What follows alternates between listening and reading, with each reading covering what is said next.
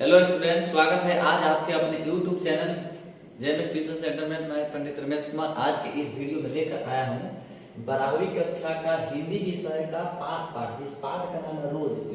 यह पाठ है 5 पाठ है हिंदी का, जिस पाठ का नाम है रोज। जो कहानी है इसमें का लेखक परिचय यही है आगे।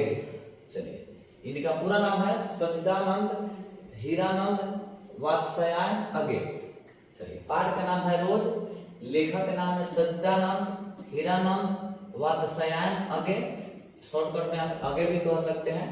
चलिए, इतना थोड़ा लंबा नाम याद करने में बच्चा लोग को परेशानी होती है, इसलिए आप इतना भी कह सकते हैं, ऑप्शन में भी रहता है। जिनका अगे जी का जन्म 7 मार्च 1911 ईस्वी में हुआ था। आपसे पूछा जाएगा कि रोज कहानी के लेखक कौन है, तो आप बता देंगे अगे, सच्चिदानंद हीरानंद वात्स्यायन अगे।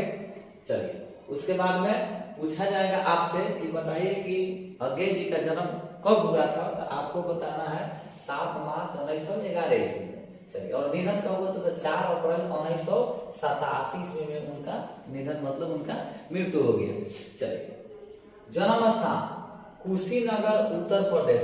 वैसे तो उनका परिवार करतार पंजाब का मूल निवासी था।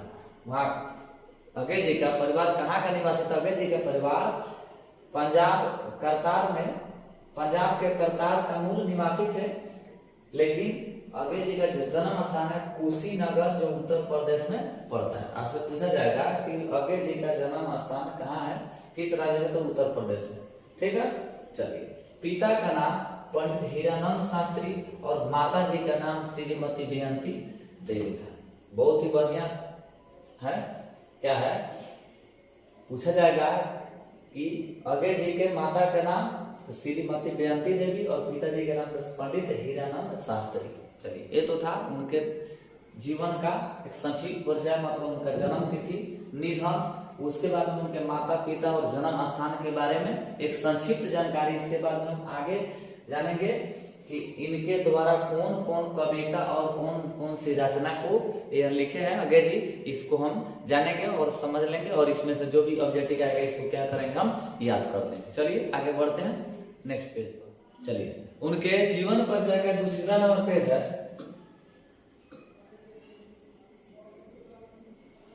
6 जुलाई 1956 को अगे का कपिला के साथ विवाह संपन्न हुआ था। विवाह कब हुआ था, तो आप बता देंगे 6 जुलाई 1956 ईस्वी को अगे जी का क्या हुआ था, विवाह हुआ था। किन के साथ हुआ था, तो उनके धर्मपत्नी का नाम कपिला था। पूछा जाएगा कि अगे जी के पत्नी का नाम क्या था, तो आप बता देंगे अगे जी के पत्नी का नाम कपिला था।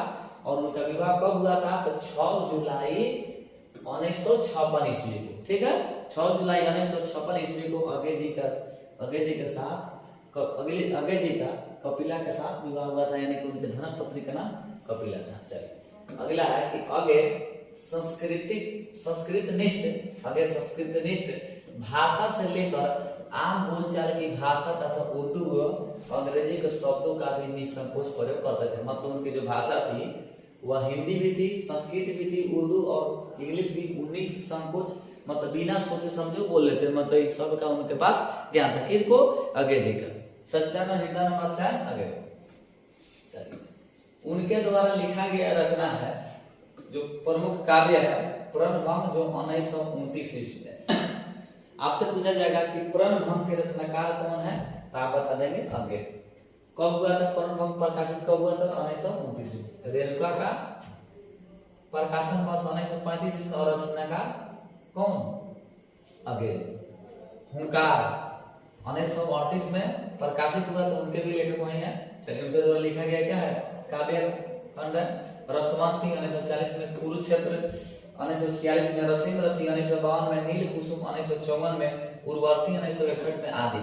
ये जो क्या है, ये सब क्या है, तो सच्चिदानंद हीरानंद वात्स्यायन अगे जी के द्वारा लिखा गया है काव्य खंड है। चलिए, जो कब कब प्रकाशन हुआ था वो दिया है, और उनके द्वारा कौन कौन काव्य खंड लिखा गया उसका नाम प्रणभंग। आपसे पूछेगा रेणुका का रचनाकार कौन है, उर्वशी का रचनाकार कौन है, रसवंती का रचनाकार कौन है, तो आप बता देंगे सच्चिदानंद हीरानंद वात्स्यायन अगे। ठीक है। चलिए, उनका हीरानंद ही आप बता देंगे, हो जाएगा। ये तो था उनके द्वारा लिखा हुआ काव्य खंड। अब चलते हैं हम आगे बढ़ते हैं, आगे देखते हैं कविता संग्रह में। चलिए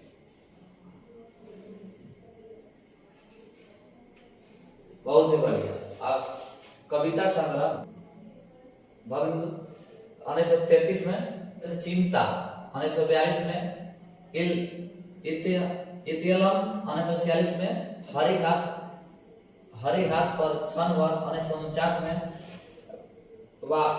बावरा अहेरी, 1954 ईस्वी में प्रकाशन वर्ष इन धर्म रौदे हुए ए, 1957 में अरि वो करुणा पर भामय, 1959 ईस्वी में आंगन के पार द्वार, 1961 में कितनी नाव में कितनी बार, 1967 ईस्वी में प्रकाशित हुआ था क्योंकि मैं उसे जानता हूँ, 1970 ईस्वी में पद में क्या सागर मुद्रा, 1970 में पहले मैं सन्नाटा बुनता हूँ, 1974 में महावृक्ष के नीचे, 1977 में नदी की बांक पर छाया, 1981 में प्रिजन ड्रेज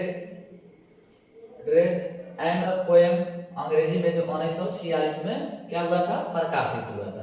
आपसे एक भी पूछ दिया जाएगा कि इत्यलम के रचनाकार कौन था, आप बता देंगे अंग्रेजी। उसके बाद नील कुसुम के रचनाकार कौन था, अंग्रेजी। आप हिंदी विषय से बीए करेंगे और एमए करेंगे तो उसमें जो ऑब्जेक्टिव प्रश्न पूछा जाता है, अगर इनके द्वारा रचे हुए रचनाओं में से पूछेगा तो समझिए आपसे इतना ही पूछेगा, इससे कोई बाहर नहीं जाएगा। ठीक है, चलिए इसको याद कर लेना है और एक से एक ऑब्जेक्टिव जो भी इसमें से पूछेगा, एक से बढ़ के एक से ऑब्जेक्टिव इसमें आएगा, तो जो भी ऑब्जेक्टिव पूछेगा आपको क्या करना है, तो उस ऑब्जेक्टिव को याद करके लिख लेना। वीडियो कैसा लगा, अच्छा लगे तो लाइक शेयर कमेंट कीजिए।